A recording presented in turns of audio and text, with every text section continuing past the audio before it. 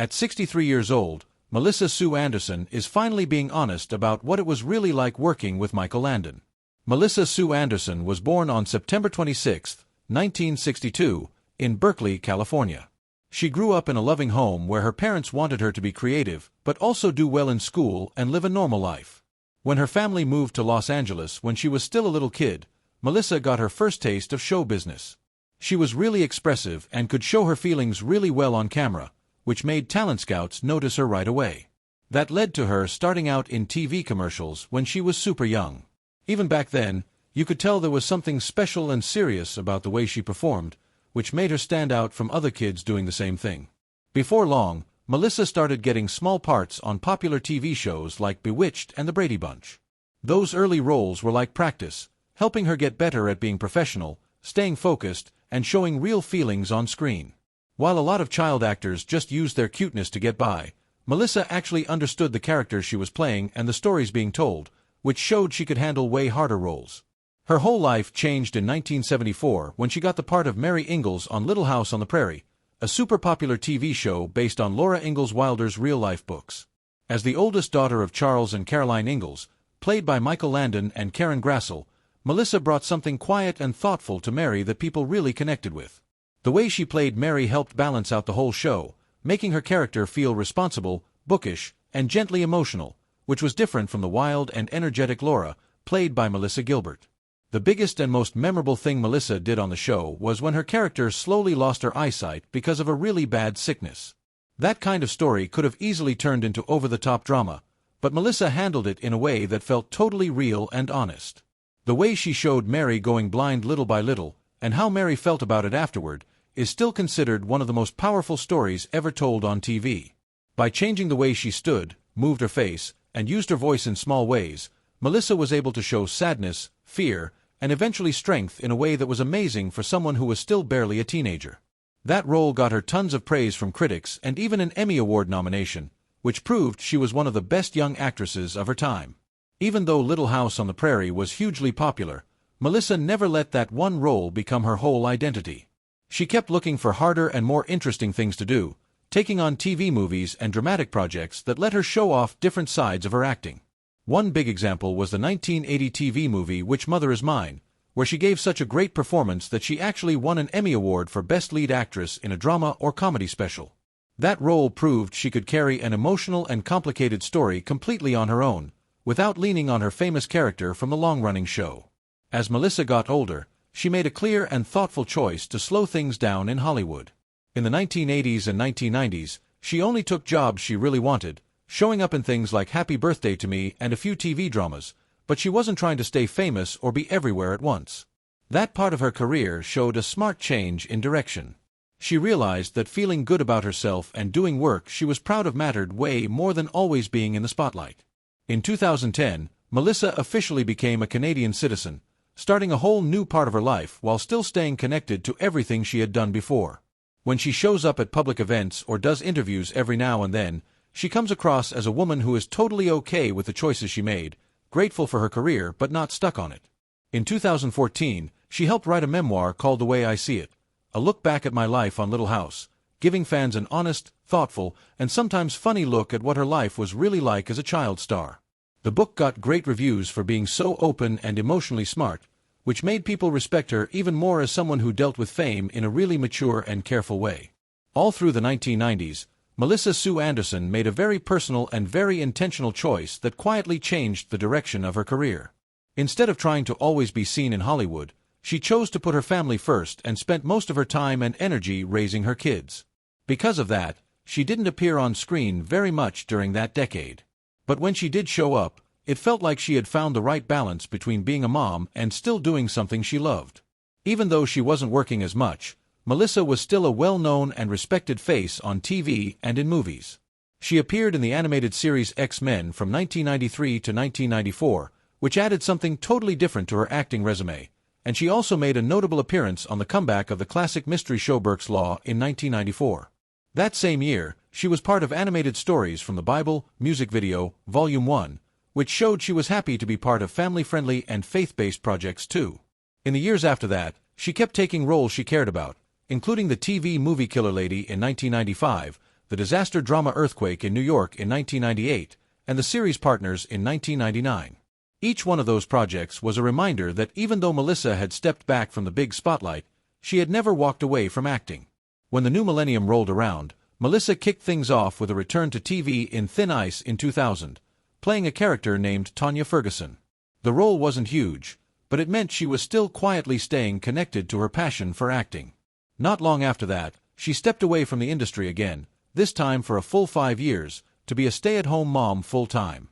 During those years, she focused completely on being there for her young kids, choosing a calm and private family life over the non-stop craziness of Hollywood. In 2006, Melissa made a notable comeback to acting when she played First Lady Megan Hollister in the TV miniseries 10.5 Apocalypse. The role put her back in front of audiences in a big, dramatic disaster story and reminded everyone that she still had a strong and captivating screen presence. That same year, she also showed up without a credit in the movie Crazy 8, which quietly signaled she was getting more comfortable being connected to film again. She popped up again in 2007 when she did an uncredited voice role as the mom in the TV movie Marco Polo.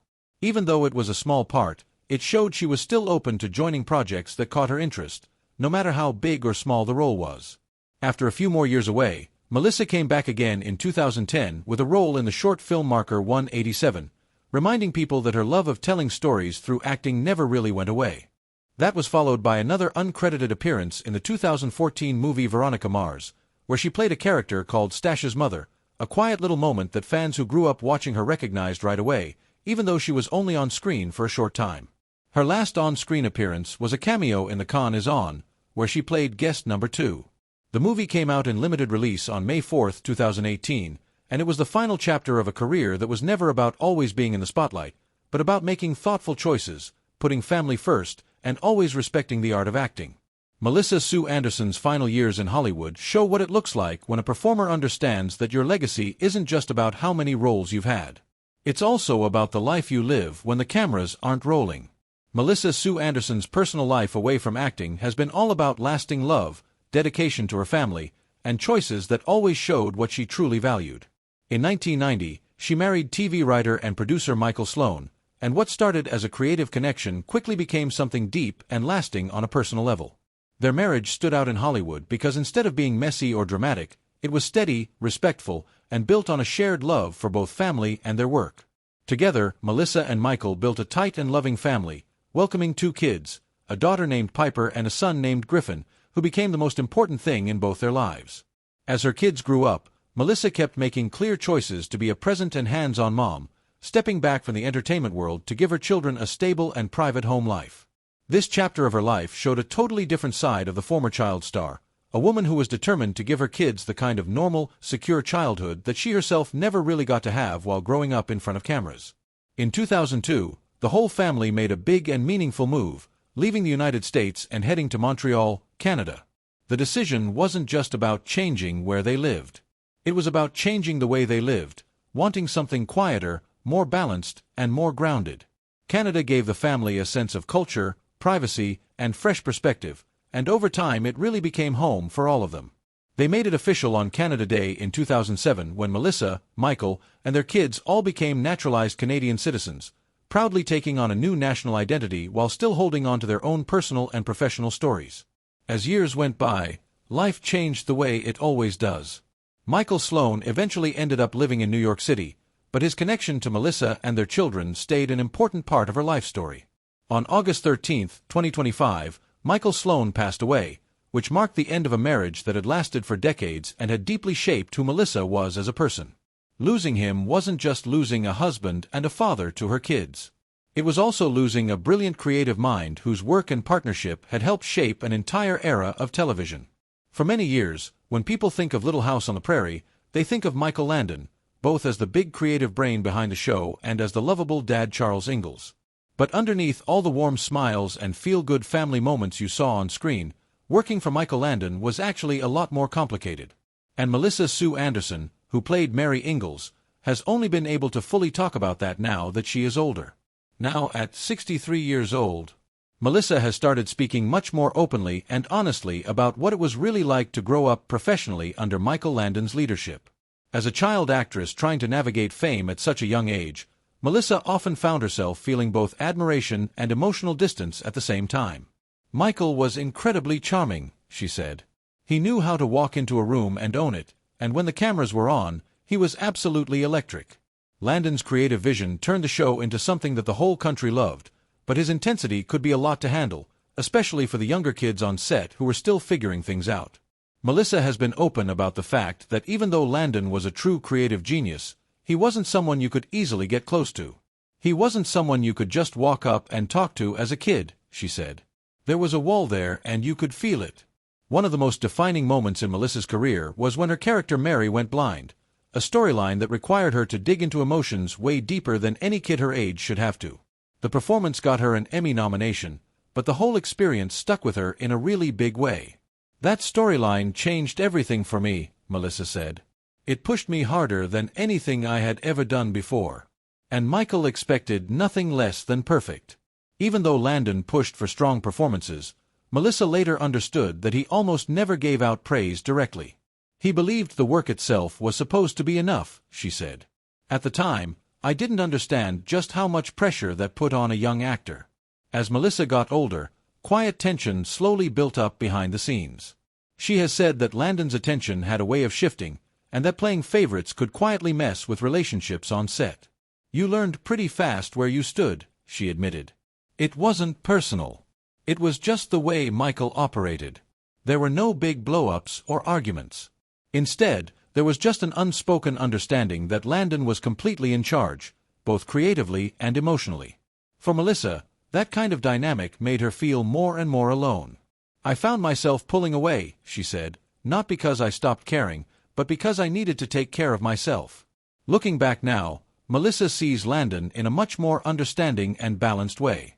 She has said clearly that his own pressures were enormous, having to act, direct, produce, and carry the entire weight of a hit TV show all at once.